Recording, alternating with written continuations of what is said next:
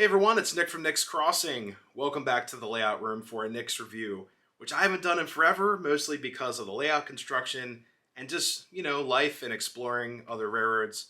So without further ado, all aboard. So for today's Nick's review, I actually have a really cool engine and set of cars to show you guys. All came in one big old orange box labeled Lionel, of course. And this engine was purchased about 12 years ago now, which makes me feel really old.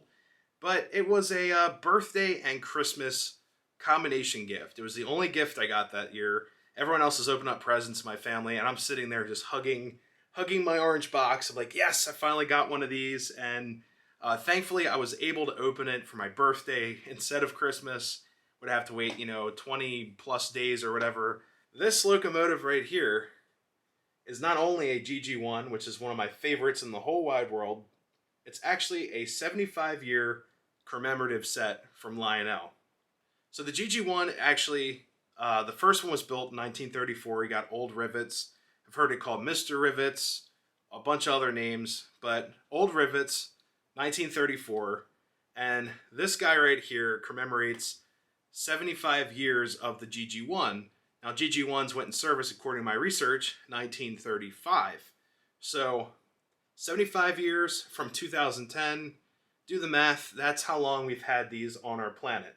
So this set did not only come with this beautiful locomotive, which we'll see up close on our side track here, but also 3 coaches labeled City of Chicago, City of Pittsburgh, and also Times Square. So I thought was so cool. Some of the larger metropolitan areas that this GG1 would have traveled to back in the day. And they're heavyweight cars, 6-wheel trucks, operating doors, and lighted. Now, I did upgrade the lighting to LEDs because I was worried about some of the bulbs kind of getting too hot running this on a command track with some of my other engines. But the LEDs look great, and I'll get into that once we get everything on the track and ready to review. Alright, so before we get into the detailed review about this locomotive, I wanted to give you guys some of the facts about the GG1 class locomotive. These are produced by the Pennsylvania Railroad from 1934 to 1943, with 139 produced in total, 15 produced at the General Electric facility, I believe that would have been in Erie, Pennsylvania, and the other 124 produced in Altoona, Pennsylvania at the Altoona Works. These engines were intended to be used on the Northeast Corridor, which had overhead electric lines called catenaries. These are called pantographs here. The electric would be contacted through on this pantograph here and transferred to the locomotive via AC power. This locomotive had 12 AC traction motors producing about 385 horsepower each. These engines also ran a very, very long service life with the predecessors of Penn Central, Conrail, Amtrak, and at the same time, Jersey Transit. 16 of these have been preserved. The other remaining have been scrapped. Unfortunately for 4829, she has been scrapped. Some other facts about this engine: it is known to be a very long locomotive at 79 feet 6 inches, with this engine's weight around 475,000 pounds. Now this engine would also carry fuel because it had a steam generator on it, so it could hold about 3,000 pounds of oil for heating and had a water capacity around 2,700 US gallons for the steam generator. Now, a steam generator would produce steam inside the locomotive here that would then be transferred into the coaches for amenities, radiator heat. Now, this was an AC engine, like I said, and the max horsepower on here, they said continuous 4,600 horsepower. Now, this engine was actually designed by a very famous artist, Mr. Raymond Loewy, who we've seen designing other locomotives of the past in the Streamline era, which explains these beautiful swooping curves and Art Deco artwork.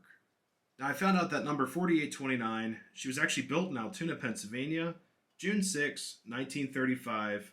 Unfortunately, it was scrapped, but lived a long life as 4829, going all the way up to the Conrail days as her number 4829. So let's get into the actual train review here. This engine actually has a ton of cool features and sounds, so here we go. So guys, a couple cool things about this engine. The pantographs will stay down. They don't spring up on you when this is flying around. You can actually wire this thing up to be used with catenary power, which I thought was pretty cool. But some of the other details I like, these typical ladders on the side. They're just glued on, but they look great. Love the lettering on this engine. It's very clean. And I've had this engine for, 12 years now. It looks brand new out of the box. Love the striping on here. It's all painted on. The red detail here, that classic keystone. Also up front, we have our gems right around the old number boards, which this would have been a number board right in here. And also, can't forget, this is all lighted interior as well.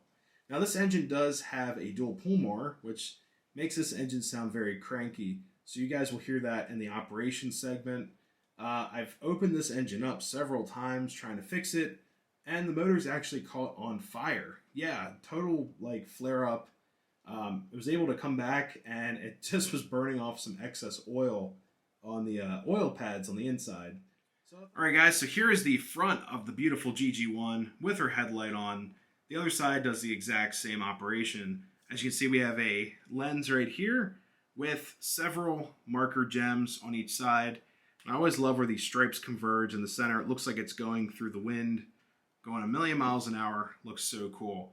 So while the engine's turned on in neutral, we'll actually give it a try with the horn.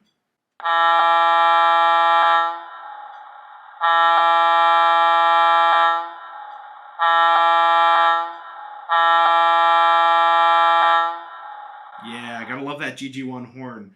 Now, if you guys could hear that kind of like a background noise, it almost sounds like this engine was intended to be a TMCC locomotive with rail sounds. If you guys can hear that. It's like once the horn turns off, there is a background ambiance, kind of like an electric locomotive. Now, if we hit the bell, you guys can kind of hear that same sound in the back as well, kind of like a engine revving. And it also does the bell cutout feature, so the bell starts up and you'll hear it cut out very softly. So very odd. I feel like this engine was a few steps away from becoming a TMCC engine, which would have been great, honestly, for the 75-year anniversary. This came out in 2010, and for the price of this locomotive in cars, it honestly should have been TMCC. So I'll show you guys the operations of this locomotive. I'll turn the power down, and you'll see what I mean. She is a cranky locomotive.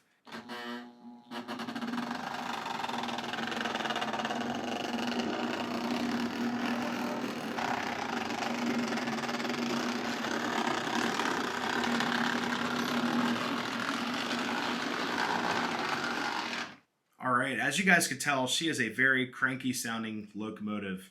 This engine has been gone through, lubricated, and greased, oiled wherever it requires, and still sounds like that to this day. So kind of a, I guess a flashback to the post-war GG1s, I believe, going all the way back to, oh wow, in like 1947, I believe, was the first GG1.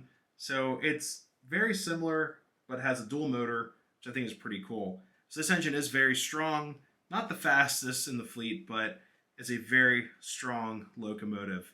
So next I'll get into the Madison cars that this engine came with.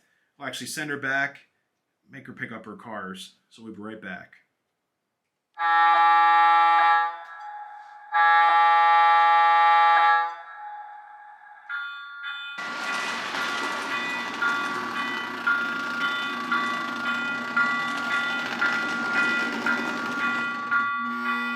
Alright guys, so here are the beautiful Madison cars, all illuminated for you. And this is the City of Pittsburgh car. And these roll very nice on this track. Next is the Times Square. And finally, we have the beautiful City of Chicago. And guys, on the City of Chicago car, we can't forget we have that illuminated placard, Pennsylvania Railroad Keystone, on the balcony of the observation car. And guys, just for fun, I got this beautiful Railway Express Agency car. I believe it's a Williams car, someone modded with Lionel trucks. It rolls just like butter. I mean, look at that. We'll be running that right in front of the first car of the set. I believe it's the City of Pittsburgh car as a baggage car, so why not? All aboard.